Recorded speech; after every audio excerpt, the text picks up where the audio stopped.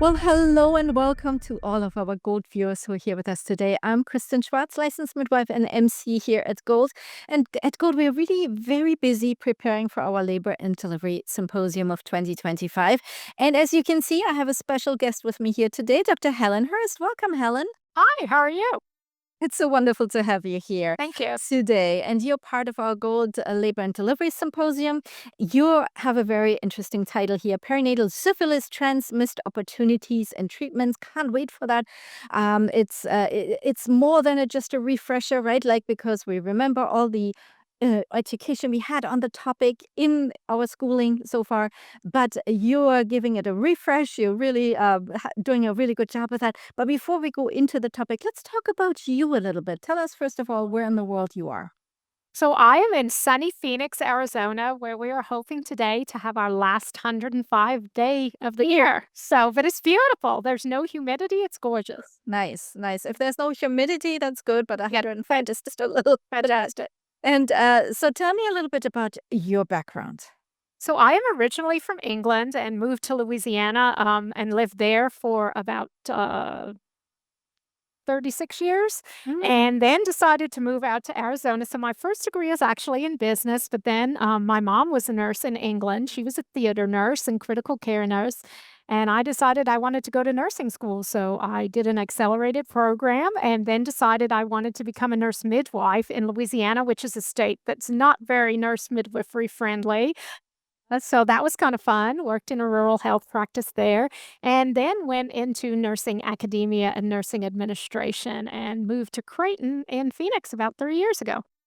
Beautiful. Well, thank you for explaining that a little bit about your background. And I know how passionate you are about education. I know that. And you're a wonderful educator. And your topic here today is, obviously about syphilis, perinatal syphilis, and about trends, missed opportunities, and treatment. So, is it just me, or are there statistics? I feel like the rates of syphilis, perinatal syphilis, have gone up. Is that correct? Oh, that's absolutely correct. I mean, worldwide rates of congenital syphilis are up and rates of syphilis in general. It seems like we think of it as this forgotten disease that doesn't really exist anymore, but our rates are up worldwide and the congenital syphilis rates are particularly concerning. Absolutely, because we know, especially in the perinatal period, it can have dire consequences for also the baby. So, talk to me a little bit about, for our viewers who maybe not as familiar with the risk of syphilis during pregnancy. Yes. So the risk of syphilis actually goes up the later in the pregnancy that the person is diagnosed. So, if you are infected with syphilis in your third trimester, the risk of transmission is the greatest. And in Mhm. pregnancy, the risk of transmission to the fetus can be anywhere from 60 to 100%. But the good news is with treatment, Mhm. treatment is 98% effective in preventing morbidity and mortality in the newborn. So, if we can just find people, test them in treatment, our chances of Absolutely. preventing adverse outcomes are really, really high. That's it's wonderful news, really, that it's treatable. And as you mentioned, yeah, it is that kind of, we thought like it is forgotten because it's easy to treat. We thought it's under control, but it's a good reminder that there is a lot of education to be done now. In practice, the standard of care obviously is to test in pregnancy, but still there are times when things can fall through the cracks. Talk to me a little bit about that. Well, there's so many reasons why people can't obtain healthcare or don't enter the healthcare system, whether it's Mm. access to care, that it's too far away, they're in a country that you have to have insurance, you have to pay for every visit, there's no community outreach, so many different reasons why someone doesn't enter the healthcare system. So Mhm. that's when testing and treating basically becomes really difficult. So we really like to think about trying to test and treat in the non-traditional places. So, for example, if someone is going to someone is going to a maternity just a class, like a Yeah. childbirth education class, or if somebody is going to a substance abuse treatment program, if somebody is going to, even our incarcerated individuals when they first get admitted to the jails, we have to think about the non-traditional settings, and especially when it comes to pregnancy, not just thinking about prenatal care.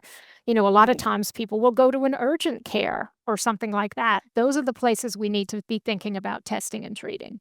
And educating too as well, right? Absolutely, And absolutely. because it is one of those diseases that people, individuals might encounter it, they might feel shame, Mhm. right? Especially Absolutely. about that. So how do you recommend talking about this disease to make sure that people feel like they can come forward for testing. There's no shame for them. Of course, as healthcare providers, we're professionals, but we want to make sure that these people feel well taken care of and cared for. I think normalization of just talking about sexually transmitted infections. We got really good about talking about it in the 80s at the height of the Mhm. HIV epidemic, but I think we've kind of slacked off on that. And some of that is because the funding for education is not there. I think all of us as healthcare providers, if you talk to one person, they're going to talk to two other people, they're going to talk to three other people. So I think it's as important as normalizing that conversation, even as us talking to our friends, our adolescent teenagers, and just being willing to have the conversation because with all the social media and everybody is on, we know people are not afraid to talk about certain aspects of sex, right? So why not talk about STIs? And I think if you did ask most adolescents about STIs, they'd tell you about what we call the traditional STIs, right? The Right. gonorrhea, chlamydia, trichomonas, those kind of things. Nobody thinks of syphilis. Uh, Everybody thinks of syphilis as something to Henry VIII had. I mean, that's what you think of. You're like, "Oh, yeah, Henry, we think Henry." In fact, we don't know that he really did have. We think he did, but he's not one of the ones that you yeah. But, that's what you think, "Oh, that was something that happened back in Henry VIII's time. This doesn't happen today." So I think it's the Absolutely. normalization of the conversation. I love that normalization of the conversation, bringing it up even in non-traditional settings or non-healthcare settings. Exactly. So raise awareness and get the testing out. And as you mentioned, treatment is very easy. Are there any other barriers? I mean, to getting the treatment, or I think that, the drug that is the most commonly used drug, which is Bicillin LA is the trade name, there has been a worldwide shortage of that drug in the past few years. Some other challenges with that are it's very, very expensive and it has to be stored at a certain temperature. So it's not something that we can necessarily have available in all the places where people might come for care. So you have that challenge of that when you have someone who is getting a positive result, they might have to go through 3 other steps to get treatment. So I think that Mhm. is the hardest thing, and that's where it goes in that coordination of care. I think that's probably one of the biggest things that we see probably worldwide. Yeah, yeah, that definitely can be an issue. Exactly, there kind of from first testing and getting results and then the treatment because there are sometimes several steps involved Mm. that somebody falls through the crack there. So follow up is really, really important to that. So Helen, before I let you go today, so what are you hoping our viewers will take away from your presentation? I think just talk about it more, that right? I mean, the big Yeah. thing from the CDC is talk, test, treat. I think people have to be willing to talk about these things and have to be willing to go out and understand the landscape of syphilis or any of these sexually transmitted diseases in your community and truly knowing who is affected, what are the rates, and so where do we meet those people to educate them? Oh, wonderful. Well, thank you so much, Dr. Helen Hurst. It was a pleasure hosting you here at Gold, and we are looking forward to your presentation in our Labor and Delivery Symposium. Thanks so much, Kristen. Great to be here. And now, some information for our viewers. If you're interested now and very curious and want to learn more about Dr. Helen Hurst and her presentation and all the other presentations in the symposium, we invite you to go to goldlearning.com. We have a free of charge keynote presentation that is live coming up on October the 6th. I don't want you to miss it. So check out goldlearning.com, reserve your seat, and share it with your colleagues in the field and your friends as well. Thank you, everyone, for watching.